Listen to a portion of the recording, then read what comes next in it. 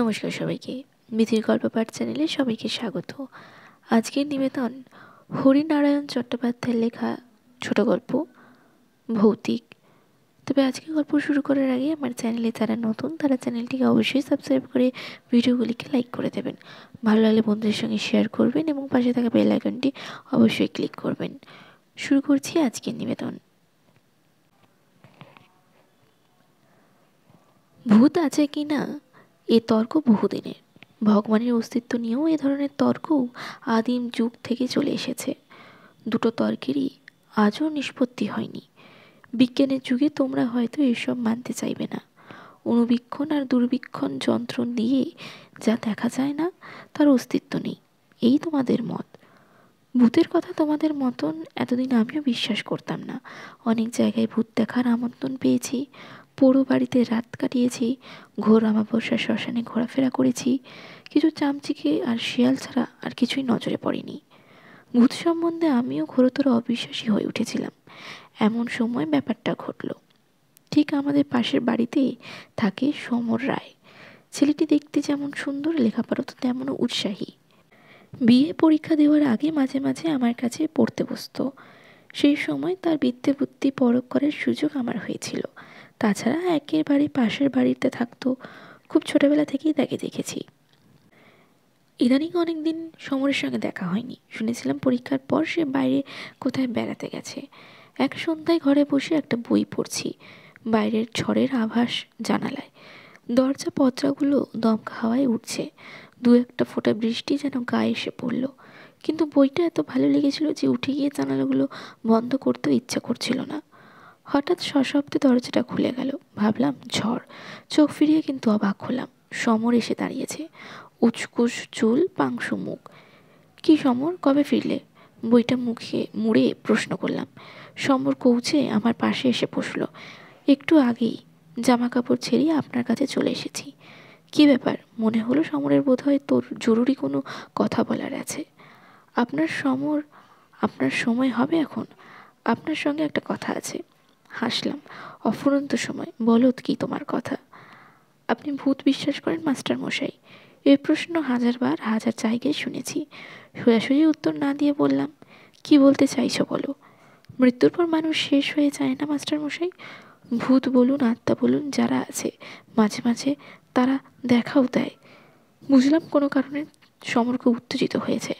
অনেকেরই রজ্জুতে সর্পভ্রম হয়, অথবা অন্ধকারের গাছপালা দেখে ভূত প্রেত কল্পনা করে, কিংবা বদমাইশ লোকে প্রতারণার ভুল করে অশরীরে কিছু একটা দেখেছে। সমরের পিঠে হাত রেখে বললাম, মাথা ঠান্ডা করে কি হয়েছে বলো। সমর কোঁচায় ঠোঁট দিয়ে মুখ আর কপাল মুছে নিল, তারপর একটু দম নিয়ে বলতে লাগলো, লখনৌতে আমার এক পিসি আছেন, আপনি জানেন বোধহয়। হ্যাঁ, তোমার কাছেই শুনেছি। তিনি কোনো এক স্কুলে শিক্ষিকা, তাই না? সমর ঘাড় নাড়ল। পিসি বৈদ্যনাথ শিক্ষা সদনে পড়ান। তিনি অনেক দিন ধরে তার কাছে আমাকে চিঠি লিখেছেন, কিন্তু একটার পর একটা ঝঞ্ঝাটের জন্য যাওয়া আর হয়ে ওঠেনি। তাই পরীক্ষার পর ভাবলাম এখন আর প্রচুর সময়, এই সুযোগে ঘুরে আসি। মাসখানেক আগে দেহরাদুন এক্সপ্রেসে রওনা হয়ে গেলাম। তোমার বাবার কাছে শুনেছি। আমি কৌচের উপর পা দুটো তুলে ভালো করে বসলাম। আপনি শুনলে হাসবেন, জীবনে এই আমার প্রথম রেলযাত্রা। কাজের উৎসাহে অন্ত নেই। প্রত্যেক স্টেশনে ট্রেন থামতেই আমিও নেমে প্ল্যাটফর্মে পায়চারি করতে আরম্ভ করি। গার্ড হুইসেলের সঙ্গে সঙ্গে ছুটে এসে কামরায় উঠি। কিন্তু এক স্টেশনে বিপদ ঘটল। আমি সোজা হয়ে বসলাম। কি, ট্রেন ছেড়ে দিল তো? সমর আমার প্রশ্নে কোনো উত্তর না দিয়ে বলতে লাগলো, এক স্টেশনে নেমে এদিকে ওদিকে বেড়াচ্ছি। হঠাৎ দেখলাম একটি বছর 8-9 মেয়ে, বেশ ফুটফুটে চেহারা, কোঁকড়ানো চুল, পরনে নীলচে রঙের একটা ফ্রক, আমাকে হাত নেড়ে ডাকছে। ভাবলাম আমারই ভুল হয়েছে, মেয়েটা বোধহয় অন্য কাউকেই ডাকছে। এদিক ওদিক চেয়ে দেখলাম না, আর কেউই নেই ধারে কাছে। মেয়েটিকে বাঙালি বলেই মনে হলো। প্ল্যাটফর্মের উপর বেশিরভাগই অন্য জাতের চটলা।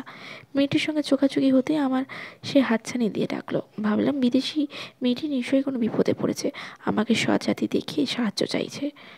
মেয়েটির দিকে এগিয়ে গেলাম। মেয়েটি দাঁড়িয়েই ছিল। আমি এগোতে সে চলতে শুরু করলো স্টেশনের বিশ্রাম কক্ষের দিকে। বুঝতে পারলাম সম্ভবত সে বিশ্রাম কক্ষে তার কোনো আত্মীয় বা আত্মীয়া বিপদ পড়েছেন, কিংবা হঠাৎ অসুস্থ হয়ে পড়েছেন। কিন্তু না, বিশ্রাম কক্ষের সামনে একটু দাঁড়িয়ে মেয়েটি ঘাড় ফিরিয়ে আমাকে দেখে আবার হাত নেড়ে ডেকে আরও এগিয়ে গেল। এধারে একটা বকুল ফুল গাছ, অসহ্য বকুল ফুল ফুটেছে পথের ধারে। বাস স্টেশনের সামনে রেলিং। মেয়েটি তার কাছে গিয়ে দাঁড়ালো। আমি জোরে জোরে হেঁটে মেয়েটির কাছে গিয়ে দাঁড়ালাম এবং ঠিক সময়ে আমি তার উৎকণ্ঠা দমন করতে পারলাম না। জিজ্ঞাসা করলাম, কি হলো? হুইসেল দিয়ে ট্রেন ছেড়ে দিলে। এদিকে চেয়ে দেখি মেয়েটি উধাও। এক নিমেষে যেন মুছে গেল। আমি ট্রেনের দিকে ছুটতে লাগলাম, কিন্তু ধরতে পারলাম না। দুরন্ত গতিতে ট্রেন যেন আমাকে চেষ্টায় উপহাস করতে করতে বেরিয়ে গেল। এতক্ষণ পরে আমি হাসলাম। ওই আমার ভৌতিক গল্প। এই তোমার ভৌতিক গল্প? মেয়েটি তোমার বোকা বানিয়ে সরে পড়েছে। বয়স কম হলে হবে কি? মেয়েটি ভারী ওস্তাদ মনে হচ্ছে। সমর আমার হাসিতে চোখ দিল না, গম্ভীর গলায় বলল, আমার কাহিনী এখনো শেষ হয়নি মাস্টার মশাই। আমি একটু অপ্রস্তুত হলাম। বললাম, বেশ, বলে যাও। আমি স্টেশন মাস্টারের সঙ্গে দেখা করে ট্রেন ফেল করার কথা বললাম। তিনি পরের স্টেশনে ফোন করে দিলেন যাতে তারা আমার বিছানা আর সুটকেস নিয়ে নামিয়ে রাখতে পারে। এরপরে ট্রেন রাত 9:30টায়। হাতে অঢেল সময়। সমস্ত বিশ্রাম কক্ষ তন্ন করে খুঁজলাম। কয়েকজন দেহাতি যাত্রী বসে আছে। মেয়েটি কোথাও নেই। স্টেশনের বাইরে কয়েকটা ট্যাক্সিওয়ালা মেয়েটির কথা জিজ্ঞাসা করলাম, তারা কেউ কিছু বলতে পারলো না। আশ্চর্য লাগলো, চোখের সামনে থেকে মেয়েটি কী করে নিশ্চিহ্ন হয়ে গেল। এই প্রচণ্ড দিনের আলোয় কোথায় সে সরে যেতে পারে? আশ্চর্য হওয়ার আরও বাকি ছিল। রাত 7টা নাগাদ সারা স্টেশন হইচই, সবাই খুব ব্যস্ত। গিয়ে খবর নিয়ে দেখে চমকে উঠলাম। দেহরাদূন এক্সপ্রেসের সঙ্গে এক মালগাড়ির ভীষণ ধাক্কা লেগেছে। অনেক সময় হয়তো অনেকে লোক আহত হয়েছে, মারাও গেছে বেশ কয়েকজন। আপাতত সব গাড়ি বন্ধ। দু একটা রিলিফ ট্রেন সাহায্য নিয়ে ছোটাছুটি করছে। স্টেশন মাস্টারের কামরার খুব ভিড়। অনেকেই আত্মীয়জনের খবর নেওয়ার জন্য ব্যাকুল। ভিড় কমতে খবর পেলুম দেহরাদূন এক্সপ্রেসের সামনে 4টি বগি একেবারে চূর্ণ বিচূর্ণ হয়ে গেছে। সামনে 3 নম্বরের বগিতে আমার থাকার কথা। সেই মুহূর্তে নতুন করে আবার মেয়েটির কথা মনে এলো। মেয়েটি যদি হাতছানি দিয়ে আমাকে ডেকে না নিয়ে যেত তাহলে আমার এই কী অবস্থা হতো ভেবেই শিউরে উঠলাম। সেই রাত্রেই 2টি টেলিগ্রাম পেলাম। একটি কলকাতার বাড়িতে, আরেকটি লখনৌতে পিসির কাছে। লিখে দিলাম যে ভাগ্যক্রমে দুর্ঘটনার হাত থেকে বেঁচে গেছি। পথে এক স্টেশনে আমি নেমে পড়েছিলাম। লাইন ঠিক হতে দিন 2 লাগলো। তারপর লখনৌ রওনা হলাম পিসিকে খবর দিয়ে। সারা রাত মেয়েটির কথা ভাবলাম। বিধাতার আশীর্বাদে তেমন মেয়েটি যেন আমার প্রাণ রক্ষা করতে এসেছিল। কিন্তু কাজ শেষ করে মেয়েটি কোথায় মিলিয়ে গেল? পরের দিন 11টা নাগাদ লখনৌ পৌঁছালাম। স্টেশনে পিসি এসেছিলেন। খুব ছেলেবেলায় থেকেই দেখেছিলাম, তবু চিনতে অসুবিধে হলো না। পিসির চেহারা প্রায় একই রকমই আছে। প্রণাম করতে বুক জড়িয়ে ধরলেন বুকে। বললেন, খবর কাগজে ট্রেন দুর্ঘটনার খবর পড়ে আমার যা অবস্থা হয়েছিল, কেবল মনে হচ্ছিল এর জন্য যেন আমিই দায়ী। আমি বারবার তোকে আসতে লিখেছিলাম, তারপর তোর টেলিগ্রাম পড়ে ধরে প্রাণ এলো। কী ব্যাপার বলতো? সব ব্যাপারটা বললে পিসি হয়তো বিশ্বাসই করতেন না, বিশেষ করে তিনি যখন স্কুলে বিজ্ঞান পড়ান। কাজেই মেয়েটির ব্যাপারে বেমালুম চেপে গিয়ে বললাম। চা খেতে একটা স্টেশনে নামতে ট্রেন ছেড়ে দিল পিসি। ছুটে গিয়েও ট্রেন ধরতে পারলাম না। পিসি স্বস্তি নিঃশ্বাস ফেলে বললেন, ভগবান তোকে বাঁচিয়েছেন। জন্ম জন্ম দেন যেন তার চা খাওয়ার নেশাটা থাকে। দুজনে টাঙায় উঠলাম। প্রায় আধ ঘন্টার উপর চলার পর একটি বাড়ির সামনে টাঙা থামল পিসির নির্দেশে। পিসি নেমে চিৎকার করলেন, সুন্দর সুন্দর। একটি ছোকরা নেমে এলো। আমার সুটকেস আর বিছানা নিয়ে আবার উপরে উঠে গেল। পিসি পিছন পিছন আমিও উপরে উঠলাম। মাঝারি সাইজের একটা ঘরের দিকে আঙুল দেখিয়ে পিসি বললেন, ওই ঘরটা তোর, যা জামা কাপড় ছেড়ে নেই। আমি জলখাবারের বন্দোবস্ত করি। শরীর খুবই ক্লান্ত ছিল। ঘরের মধ্যে ঢুকে একটা চেয়ারের উপর নিজেকে ছেড়ে দিলাম। এক কোণে একটা টেবিল, তার উপর বাতিদান, একটি আলনা, ছোট্ট একটা খাট, দেওয়ালের গোটা 3 ছবি। সামনে ছবিটার দিকে চাইতেই সমস্ত শরীরে বিদ্যুৎ পৃষ্ঠের মতো কেঁপে উঠল। উঠে দাঁড়িয়ে পড়লাম।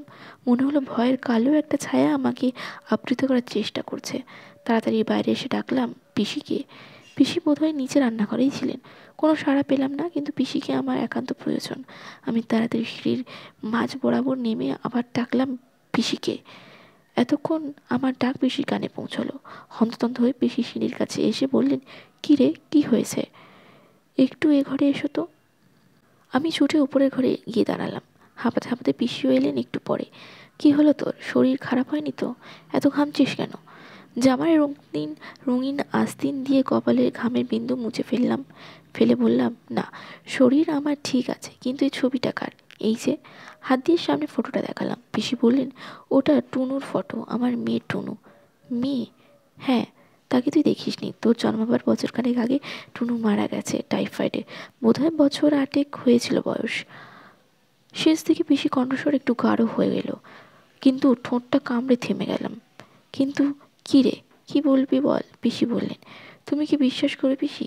বিশ্বাস করার কথা নয়, কথাটা বল, তবে তো বুঝবো বিশ্বাস করার কথা কি না। পিসি আমার ভাবভঙ্গি দেখে রীতিমতো বিস্মিত হলেন। টুনু দিদির সঙ্গে আমার দেখা হয়েছে পিসি। আমার কথা শেষ হওয়ার আগেই পিসি ধপাস করে চেয়ারে বসে পড়লেন। ভাবলে নির্ঘাত ছেলেটা মাথা খারাপ হয়ে গেছে।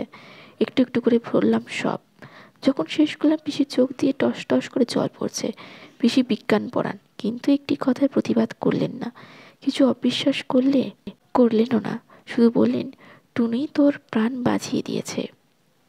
এবার সময় আমার দিকে ঘুরে বসলো।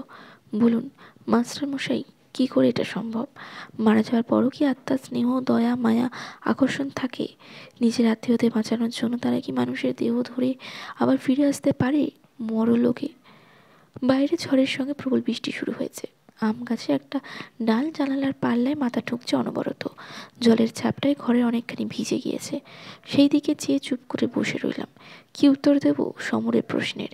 চিরদিনের জন্য হারিয়ে যাওয়া মানুষ নিজের লোককে বিপদ থেকে রক্ষা করার জন্য আবার পৃথিবীতে ফিরে আসে, তাও কি সম্ভব? নমস্কার।